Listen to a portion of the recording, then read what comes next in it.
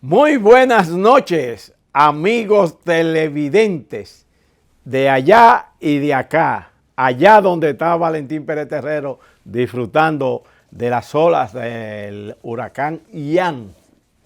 Y acá todos los amigos televidentes que están con nosotros cada día, cada noche en este espacio 30 días de multitudes. Vamos a decir que el huracán Ian casi está convirtiéndose en un ciclón categoría 5 y que amenaza con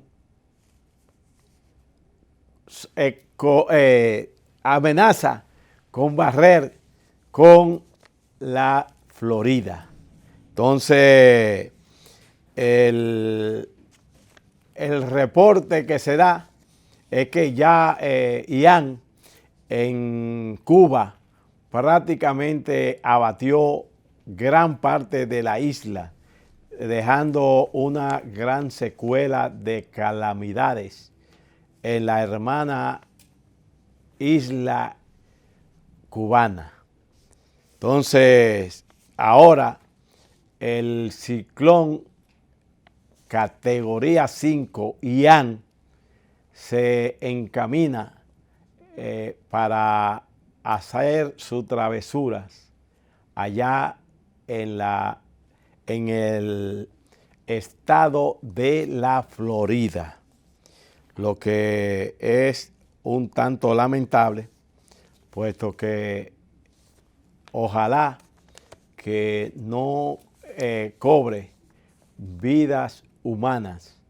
E inclusive hay el reporte de que es tal la bravía de esa manifestación atmosférica, es tal que hasta se han visto en Sarasota, si mal no recuerdo, tiburones andando en las calles de que el agua marina, el mar, se ha metido a las calles de Saratoga y que la colectividad de esa ciudad está un tanto alarmada al ver algo inaudito como es los tiburones andando llevados por la marejada que arrastra consigo todo en ese estado de Norteamérica, ubicado en la parte sur de Estados Unidos. Ojalá que las cosas no pasen de ahí y que los estadounidenses y de las diferentes poblaciones de diferentes países puedan salir bien de este acontecimiento atmosférico. Entonces ya vamos en breve a estar con nosotros ahora con nuestro querido invitado, un hombre que pone la legislatura, el ejercicio legislativo a son de lo que deben ser los intereses de la patria. Estamos hablando del querido amigo Juan Dionisio, quien ya llegó, pudo evadir los odiosos tapones que abaten todas las tardes y todas las noches a los capitaleños. Vamos a una pausa y volvemos en breve.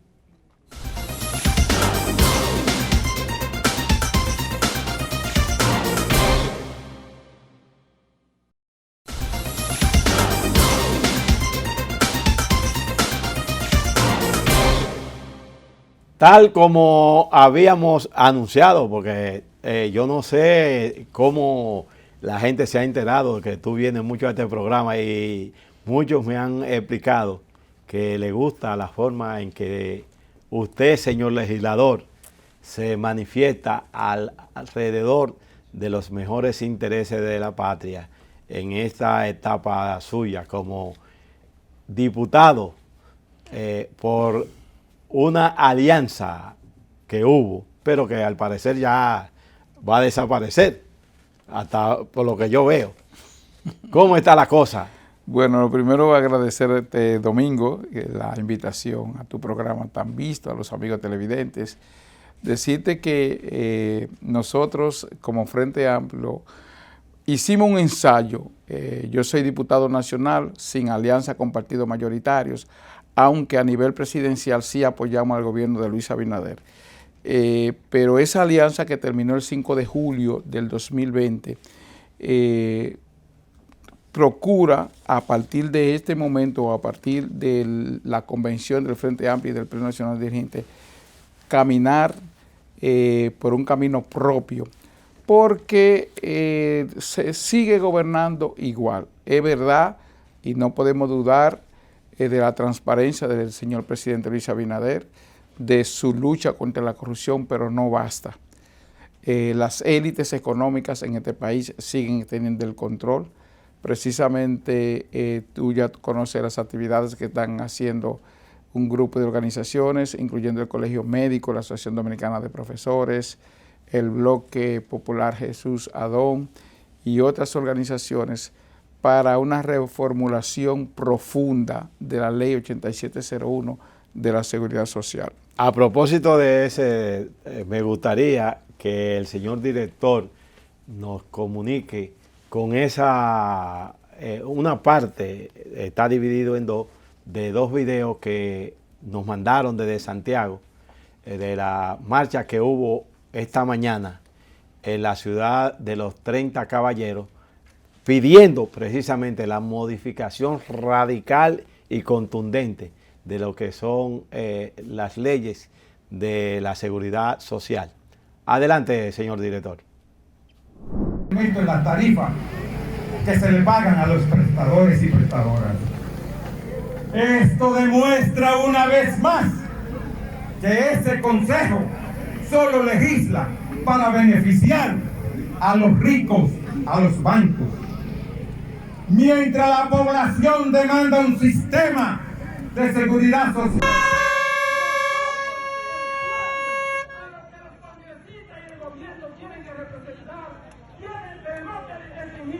Que cumplan con la Constitución para que en la República Dominicana haya una seguridad social de la cuna hasta la tumba y que todos tengamos derecho a la salud gratuita, como dice la Constitución, y eliminemos todos los intermediarios que afectan este sistema de injusticia. No más FP y no más.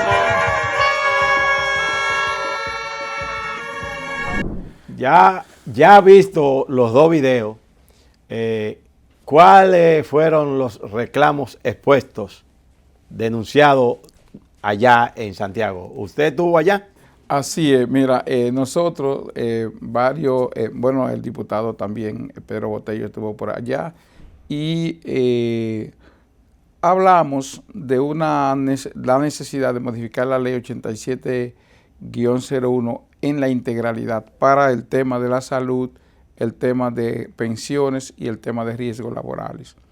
¿Qué es lo que se está reclamando? Se está reclamando que la Constitución Dominicana establece que la salud es un derecho humano y que el Estado tiene que proveer los medios y el acceso a los medicamentos de los ciudadanos y ciudadanas de este país. Entonces, nosotros que estamos reclamando una seguridad social de la cuna hasta la tumba, no podemos seguir permitiendo que en estos 20 años los intermediarios de la salud se han ganado la mayor cantidad de dinero posible y el gobierno ha construido una serie de clínicas y de instituciones médicas. Los hospitales no brindan el servicio, apenas hay 4.5 millones de personas aseguradas. El seguro subsidiado no se ha completado, la atención primaria no se ha resuelto ese tema como un elemento esencial, el copago de los servicios médicos, la dificultad que tienen la mayoría de los dominicanos de acceso a los medicamentos y una serie de dificultades que no se atiende, por ejemplo, la salud mental, no entra dentro de los catálogos, hay una limitación de los medicamentos que están en los catálogos. Entonces, toda esta situación que ha generado un tema de la comercialización total del tema de la salud no puede seguir siendo así. No puede seguir siendo así, eso tiene que modificarse, eso tiene que cambiarse. La salud no puede verse al ciudadano como un negocio, como que nosotros somos una mercancía en la que nos compramos y nos vendemos y en función de la situación que tenemos, entonces en esa función que nos atienden. Yo que soy congresista, que tengo un seguro de los mejores, cuando yo voy a un especialista tengo, ¿cuántos son? No, el seguro más le cubre tanto, usted tiene que pagar 2,000 pesos, usted tiene que pagar 3,000 pesos y eso tú tienes que pagarlo en efectivo y tú no te dan ni siquiera recibo. Entonces, ¿para qué yo tengo un seguro si yo tengo que pagar? Y eso soy yo que soy diputado.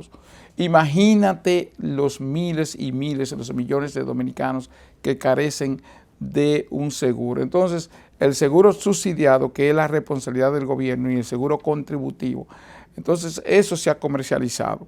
Entonces esa manifestación, y ahí mismo se anunció otra manifestación en el sur, ya se hizo una aquí en la capital, es para que los diputados, los senadores, el gobierno y las instituciones como la ARS y la AFP podamos sentarnos en la mesa de la discusión para garantizar salud al pueblo dominicano y una pensión digna.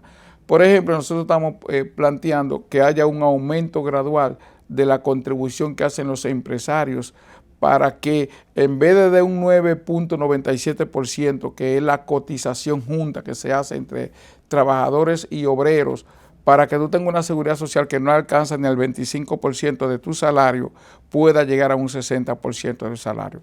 El seguro, por ejemplo, que tienen los maestros lo pensionan si tú tienes 30 años con un 100% y más de 60. Si tú tienes 30 años y 50 años de edad o 60. Si tú tienes 20 años laborando y 60 años te pensionan con un 80%. Si tú tienes 20 años y tienes 65 años o menos, te pensionan con un 60% de tu salario. Pero esos son solo los maestros. Los diputados te pensionan con 4 años. Con 4 años. Ahora, entre usted y yo, sí, sin que lo sepa nadie, no es un abuso de los legisladores, claro, ese privilegio. Sí, exactamente. Entonces, pero hay funcionarios también que se pensionan a los 4 años. Entonces, esa diferencia tiene que eliminarse. Entonces, no es posible que una gente se pase 35 años, como la esposa mía, que tiene 34 años, en el servicio precisamente de salud, porque ella trabaja en el sector salud, y entonces se venga a pensionar con 35,000 pesos o con 32,000 pesos. Una bagatela. Pero ¿qué le da? Entonces, lo peor de eso es que cuando tú te pensionas, entonces te quitan los seguros. ¿Qué sentido tiene eso? Ahí es donde más lo necesitas. Porque ahí es esa edad que tú necesitas. Entonces, sobre toda esa inequidad, ante esa barbaridad, que todo eso, señor, es violación a la Constitución de la República. Todo eso es violación. Nosotros podemos demostrar que todas esas acciones, incluso lo que hace el Consejo Nacional de la Seguridad Social, es violatoria a la Constitución de la República. ¿Y qué ustedes como cuerpo legislativo, como parte del cuerpo legislativo, qué hacen para modificar esa situación en cuanto a la seguridad social? Mira, se ha avanzado. Que no sea nada más porque no se ha avanzado.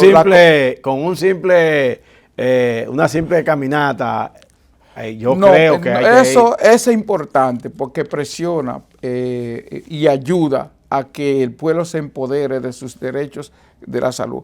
Pero en la Comisión Bicameral de la Seguridad Social, de hecho, se ha avanzado. El hecho de haber creado una figura como el procurador para perseguir los crímenes y delitos de la seguridad social es un hecho de avance, y entonces se está trabajando en que ese procurador para la defensa de la seguridad social tenga garras para evitar lo que ha ocurrido en los últimos 20 años. Se está trabajando la comisión que ha avanzado en mejorar de que los medicamentos, por ejemplo, no es posible que los medicamentos aquí no se comercialicen de que por caja, porque si yo que tengo es para comprar una pastilla de la presión para un día, me la vendan un día porque no tengo el dinero para comprar la caja. Entonces, ¿por qué no se pueden detallar el tema de la salud? ¿Por qué no pueden contribuir más los empresarios y llevar la seguridad social en un rango mayor?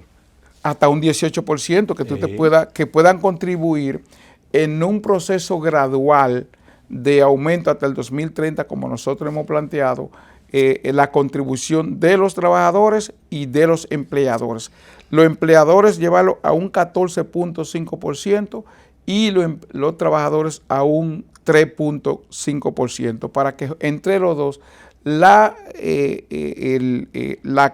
participación de ambos y la contribución de ambos sea un 18%, que garantice que cuando una gente se pensione tenga una pensión de calidad, tenga una pensión que le dé para vivir dignamente, que le dé sin ningún tipo de preocupaciones y pueda cubrir todas sus enfermedades y tener posibilidad de accesar a los medicamentos, que es la Constitución que lo plantea en el artículo 61.1. Hermano, ¿y qué problema es que hay? Que vi un video ahí donde hace unos cuantos días unos diputados fueron a visitar de manera que yo lo veo como muy intimadora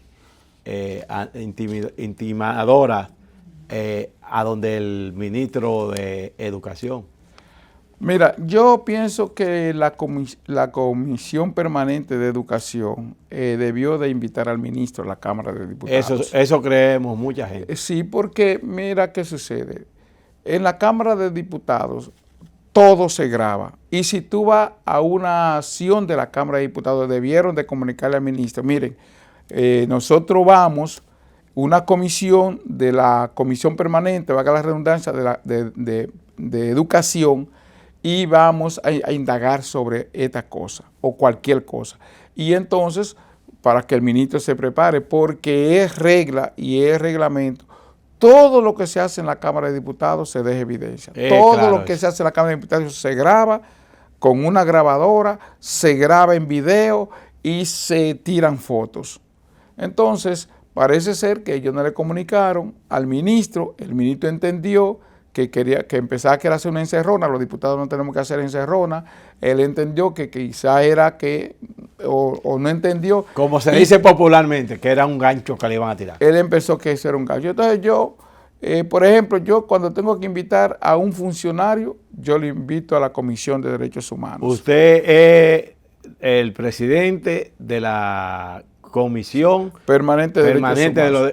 Por ejemplo, nosotros invitamos mañana, está invitado para que vaya a la Cámara de Diputados el director de la Defensa Pública, que es un órgano constitucional para terminar el tema de la Defensoría Pública, que ha hecho un gran trabajo, Rodolfo Valentín, con este tema de lo penitenciario. La Defensoría Pública es una institución dependiente de la Suprema Corte de Justicia, pero con carácter autónomo también, que es la que le pone los abogados a aquellos ciudadanos con los que no tienen están desvalidos económicamente. Exactamente. Entonces, y que ha hecho un gran trabajo Rodolfo Valentín en esa institución para nosotros intercambiar ideas sobre el tema de lo a propósito de la comisión que usted habla de, ¿cómo es? De la Comisión Permanente de Derechos Humanos. De los derechos humanos.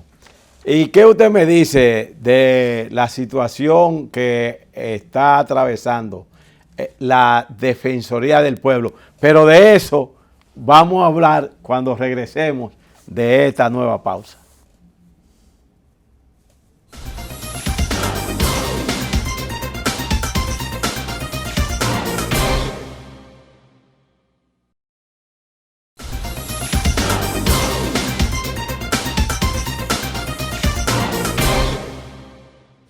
Tal como habíamos anunciado en el segmento anterior, me gustaría que usted nos informara qué ha pasado con una polémica a lo interno de la Defensoría del Pueblo, a donde el defensor Pablo Ulloa se ha constituido en ley, batuta y constitución para dirigir ese organismo, que es un organismo colegiado, y que sus decisiones a tomar, el trabajo a desarrollar, debe ser a través de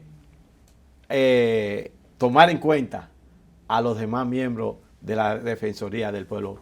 ¿Qué informe usted ha tenido? Si le ha llegado algún informe sobre eso. Mira, sí nos llegó un informe de que ellos firmaron un documento para resolver su diferencia. Nosotros tenemos el documento. De todas maneras, la Comisión Permanente de Derechos Humanos, como en rol de fiscalización, hemos convocado al defensor del pueblo, al señor Pablo Ulloa, ¿A él solo? A la comisión. A la comisión. A la Comisión Permanente de Derechos Humanos para verificar el informe que él le rindió a la Cámara de Diputados. Entonces, ese informe está en manos de la comisión. La comisión lo va a convocar, no sé si ya lo convocó, creo que estaba convocado antes de lo del ciclón Fiona. Esa reunión por esa situación se suspendió. Y entonces está convocado para discutir ese tema. Vamos a ver lo que surge de ahí, porque nosotros, como en nuestro rol de fiscalización, no vamos a evadir nuestra responsabilidad. El defensor del pueblo es un órgano extrapoder de demasiada importancia en la sociedad dominicana, y es un órgano del Congreso, como lo es la Cámara de Cuentas, como lo es la Junta Central Electoral, como lo es la Defensoría del Pueblo, y nosotros sencillamente vamos a darle seguimiento y vamos a verificar el informe que él le entregó a la Cámara de Diputados, y lo queremos contactar y confrontar con él en la comisión. Me cuentan, yo tengo informe fidedigno de que ese acuerdo al que usted se refirió en la primera parte de su exposición sobre el tema, él se ha burlado y no ha sido autocrítico, porque sus otros compañeros de órgano se quejan de que él no le informa nada de lo que hace, no rinde informe, toma decisiones al margen de cada uno de ellos, y apenas hace un par de semanas los convocó para que firmaran o fumaran la pipa de la paz, pero que en la práctica no ha hecho nada para remediar los errores que ha cometido, porque él dice que su única instancia a la que debe de dirigirse es a los órganos legislativos, llámese la Cámara de Diputados, llámese el Senado de la República. Bueno, yo lo que le hago un llamado es a los adjuntos y a los suplentes que se comuniquen con nosotros, porque el defensor del pueblo es un órgano que está compuesto por 2 adjuntos y 2 suplentes, por 5 miembros. Ajá. Que forman un cuerpo, y ese cuerpo tiene que actuar en coordinación. De hecho, el artículo 66 de la Constitución de la República, en sintonía y en armonía también con el artículo 91 que crea el Defensor del Pueblo, establecen, además de las funciones del Defensor del Pueblo, de las funciones de los adjuntos. Que es muy vital en Entonces, este país. Los derechos colectivos y los derechos difusos, los derechos culturales de la nación, el derecho ambiental, entonces no puede hacerlo solo el defensor. Entonces, para eso son 5 personas, porque si no habían elegido uno solo. Ajá. A él. Entonces, los demás miembros tanto los adjuntos como los suplentes tienen responsabilidades constitucionales. Si ellos no quieren asumir esas responsabilidades constitucionales, pagarán la consecuencia, o por lo menos la Comisión de Derechos Humanos vigilará. Y porque no es responsabilidad solo de él.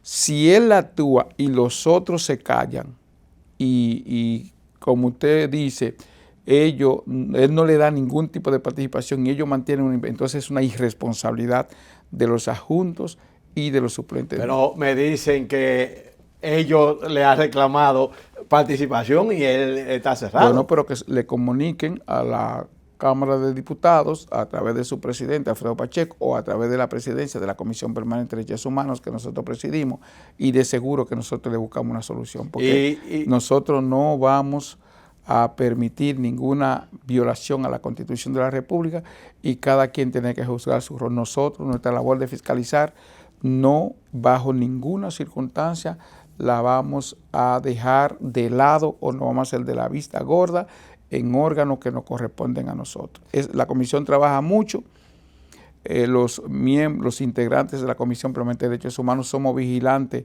de la violación de los derechos humanos. Por ejemplo, yo te puedo decir, Domingo, desde que designaron el director de migración, nosotros fuimos y lo visitamos para decirle que cualquier situación de migración tiene que ser acorde con la ley, con la Constitución de la República y con respeto a los derechos humanos, porque ese es lo que ha dicho el presidente de la República y es el mandato de la Constitución.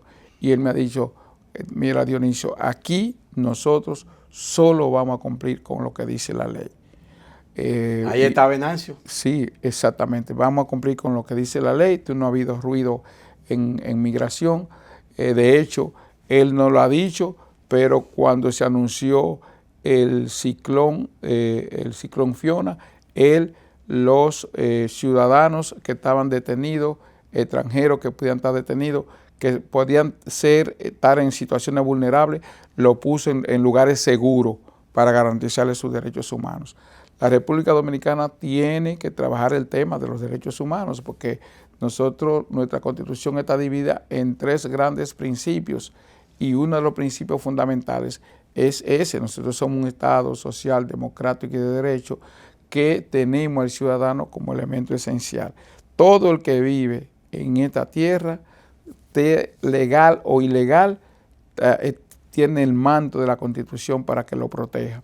Y ese manto de la Constitución, las autoridades tienen que actuar apegado a las leyes y a la Constitución de la República. Déjeme darle un chin para atrás, porque me interesa, porque yo he estado escribiendo sobre ese caso, que con respecto a la autonomía del manejo por parte del presidente de la Defensoría del Pueblo, con respecto a los demás miembros.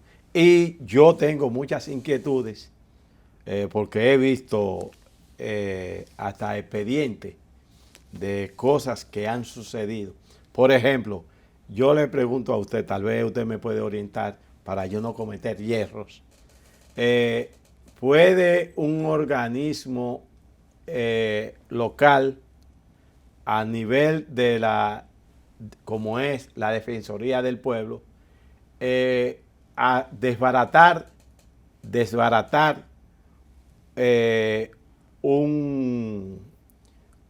¿cómo se le llama? Una cuenta para pagar viáticos y cosas por el estilo, según la denuncia, a través del PNUD?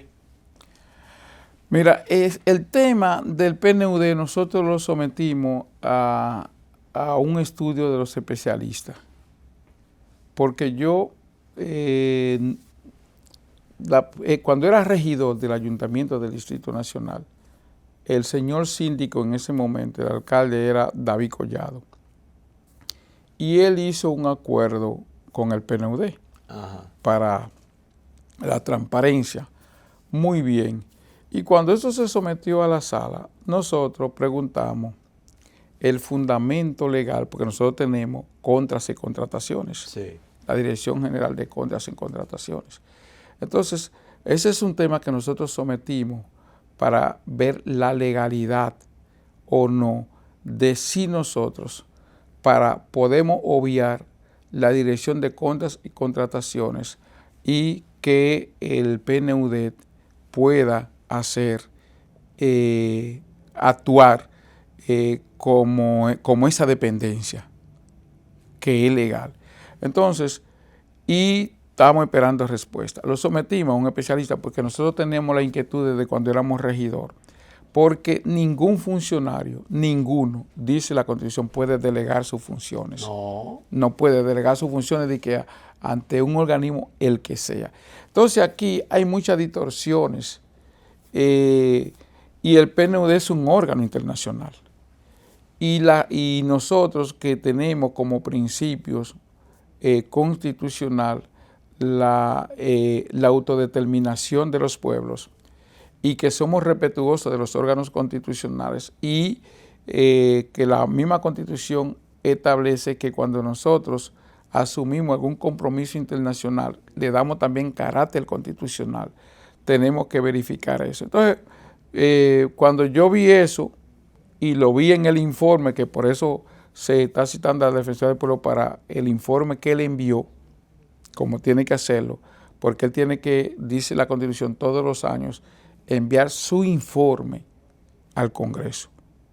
Y ese informe se remite a la Comisión de Derechos Humanos, la Comisión de Derechos Humanos lo verifica, nosotros tenemos una oficina en el Congreso que se llama la OACET y sometimos ese informe que él envió a la OACET para que la OACET, que es la que le da seguimiento paso a paso de las ejecuciones, no solamente de la Defensoría del Pueblo, sino de todas las instituciones públicas, porque es una oficina que tiene la Cámara de Diputados, yo no sé si existe en el Senado, pero por lo menos en la Cámara de Diputados, con un personal muy eficiente, le da seguimiento a la ejecución presupuestaria.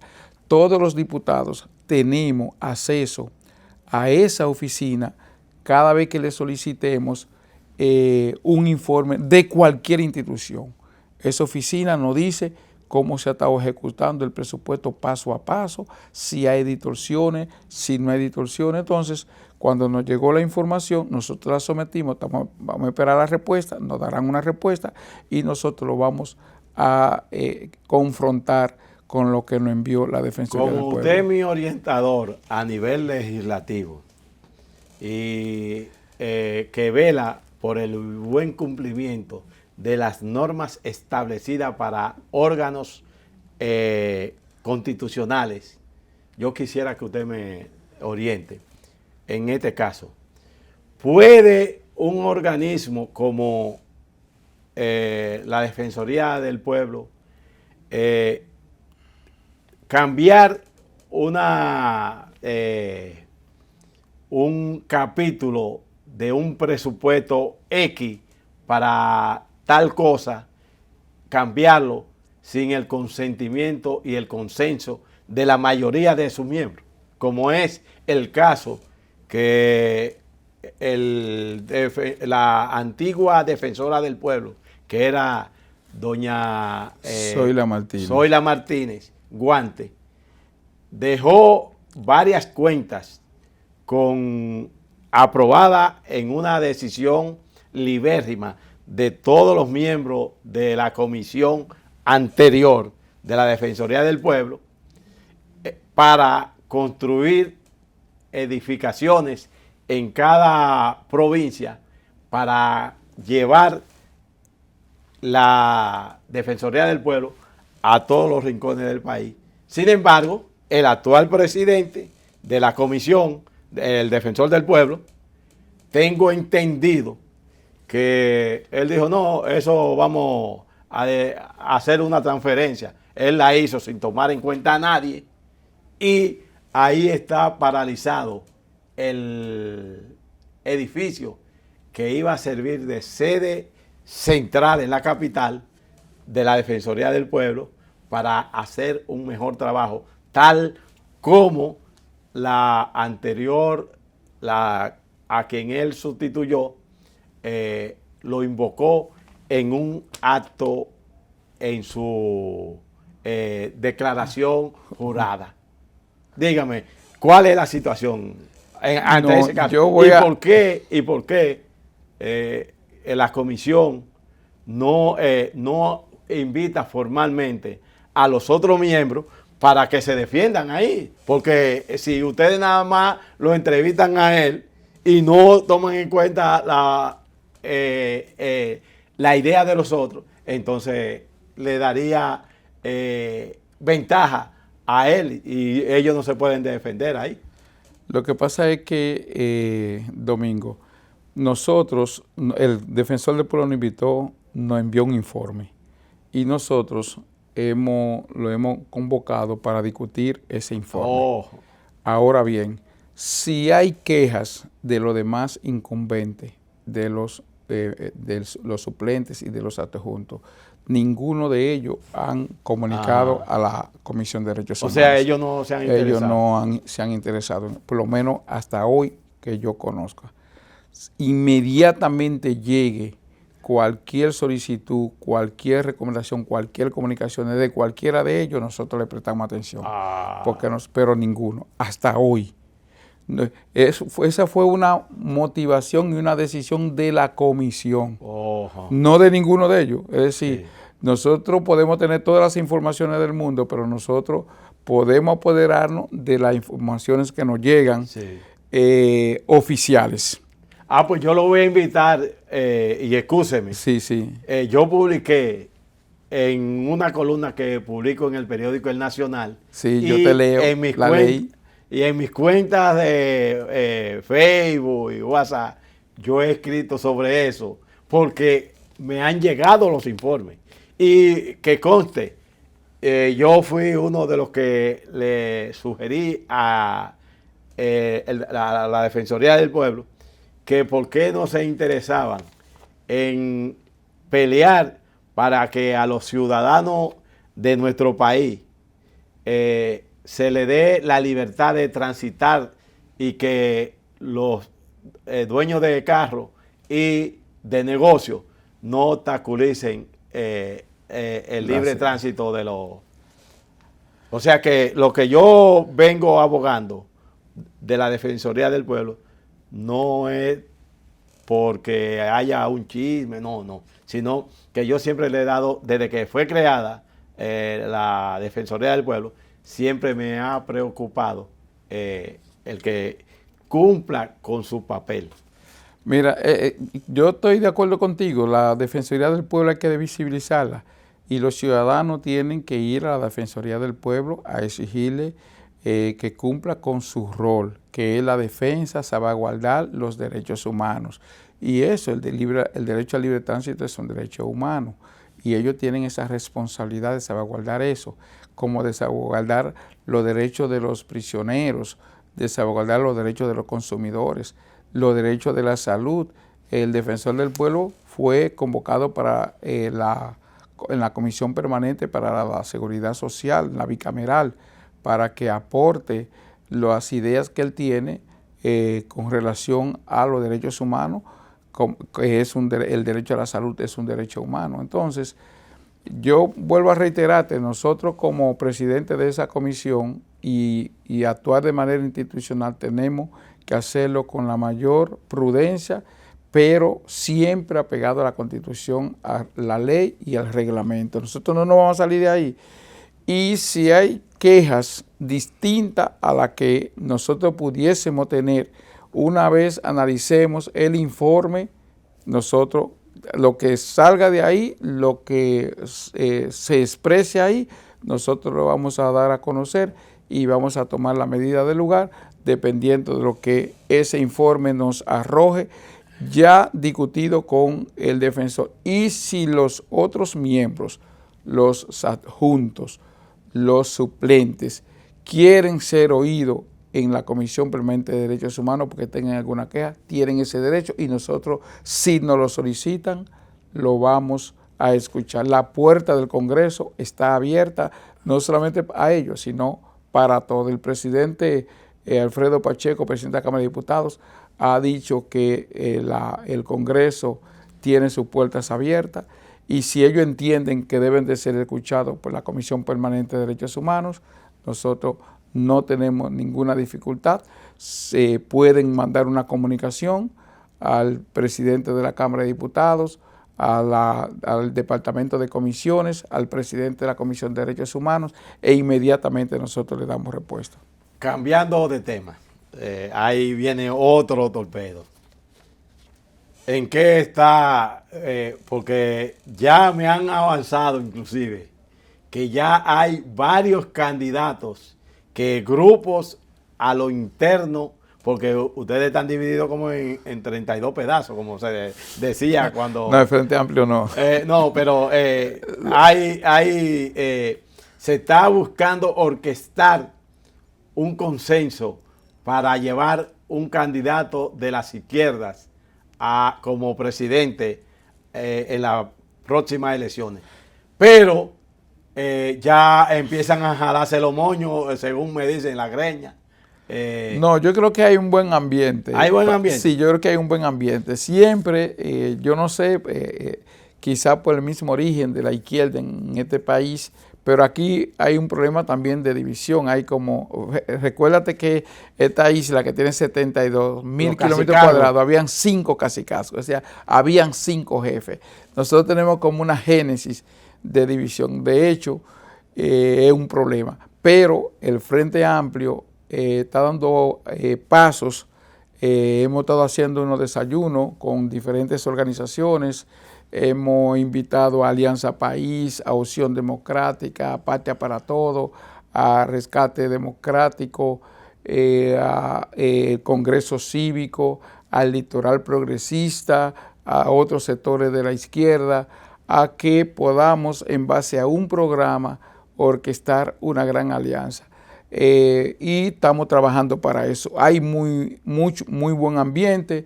Yo pienso y ojalá pudiéramos, antes de que finalice este año, por lo menos tener un protocolo de acuerdo en la que podamos elegir el candidato presidencial por una vía democrática, por una vía democrática en el sentido de que lo podamos hacer con el padrón de la Junta y el que gane sea el candidato de todos nosotros. Una de las grandezas de Duarte y de Luperón eran que no solamente fueron libertadores, sino que fueron demócratas. Gregorio Luperón era un gran democrático.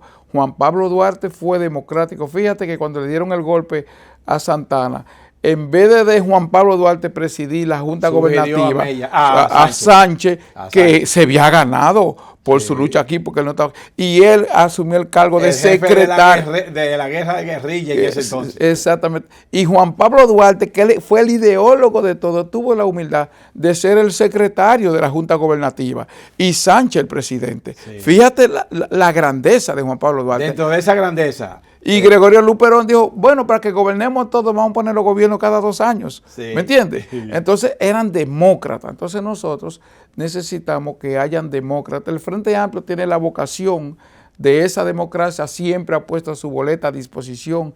Por eso siempre hemos llevado diversos candidatos. Algunos nos dicen que hemos cometido un error, pero nosotros somos unitarios, visceralmente unitarios. Y por eso estamos planteando. El senador de la provincia de Santo Domingo ¿no era del Frente Amplio? Antonio Tavera se juramentó en el Frente Amplio, pero luego pasó a ser del PRM. Pero él no está yo veo que no está como muy cerca de que ha vuelto a su redil. Bueno, todavía él no lo ha dicho, pero lo estamos esperando con los brazos abiertos. Y además, es cierto que dentro de los que se oyen mencionar del bloque de la izquierda, se habla de... No, María Teresa Cabrera. María Teresa Cabrera, Alexis Joaquín Castillo. Bueno, no he escuchado a mí me lo dijeron. Bueno, él está en un litoral de izquierda, pero no se ha mencionado, no he escuchado que él sea precandidato. No, ya a mí me confirmaron de que él será propuesto por una franja de la izquierda. Bueno, nosotros hemos dicho... Narciso Isaconde hemos definido un perfil. Todo el que entre en ese perfil, y ese perfil es gente que no esté vinculado con el narcotráfico, que no esté vinculado a corrupción pública ni administrativa, que no tenga ningún acto de corrupción, que no sea un tipo con ideas reaccionarias y recalcitrantes, xenófobo, ¿me entiendes? Maltratador de mujeres y esa cosa. Que asuma una conducta democrática, progresista, de izquierda, que plantee un gobierno que procure sacar a la grande mayoría de la pobreza. ¿Y de el la PST? El PST está de los factores fundamentales de este proceso. El PST con Manuel Salazar a la cabeza ha estado empujando todo ese proceso. Ellos están ya de acuerdo. Pero también me dicen que uno de los posibles candidatos sea Guido Gómez Mazara también. Ese no he escuchado. De lo que sí sabemos que son precandidatos está María Teresa Cabrera. Muy buena candidata. Está Severino, el de Parte para Todos, el doctor Fulgencio Severino. Fulgencio. Hasta ahora, solo esos dos precandidatos son los que han salido públicamente, que nosotros sabemos, que están en la calle. O hasta hoy. No sabemos si Guillermo Moreno será candidato, si Minú también será candidato, si de rescate democrático será candidato, el doctor Espaillat. Entonces, pero hasta hoy, hasta hoy solamente tenemos a María Teresa Cabrera, que es precandidata, que la están impulsando un grupo de organizaciones, y el doctor Fulgencio Severino. Ya estamos en los últimos minutos. Son los únicos dos precandidatos. Hasta hoy, si nos vamos a una primaria, estamos hablando de entre María Teresa Cabrera y Fulgencio Severino. Y si, como usted dijo, el senador Taveras Guzmán vuelve al redil del frente, usted le ve... No tiene que someterse a la primaria. Y si gana, y si cumple con los requisitos que hemos planteado, que creo que puede cumplir, entonces él puede ser parte de eso. El tiempo se acaba, hermano mío. Y me gustaría seguir contigo, pero tú sabes que el tiempo es el que manda. El mambo en España y se acabó Amalgama, como decía más Reynoso. Gracias por gracias a los amigos televidentes. Sí, espero que vuelva pronto. Está bien. No te pierdas. Adiós.